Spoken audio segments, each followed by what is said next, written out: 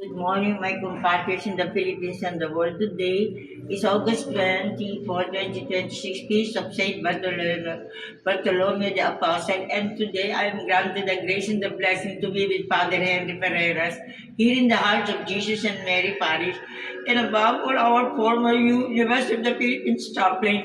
This is divine providence because our Reverend Father Henry Ferreras will be the chaplain for the pilgrimage for Saint Padre Pio. And now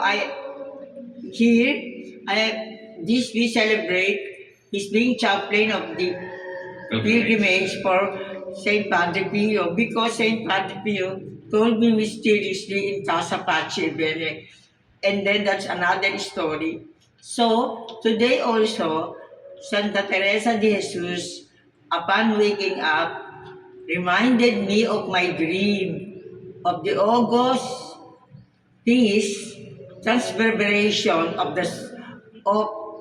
when the fiery dart of the angel pierced her heart with pain and love, with such love for God's glory. And so he said that may the soul, other souls be granted the grace and mercy of God to experience this pain and joy of the transfiguration.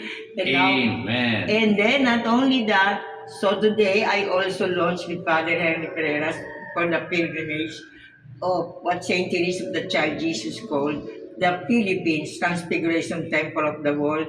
And Father Henry Pereras will pray Holy Mass for my birthday on September 1, 2026. Happy Amen. birthday. Happy birthday. Happy birthday. Father.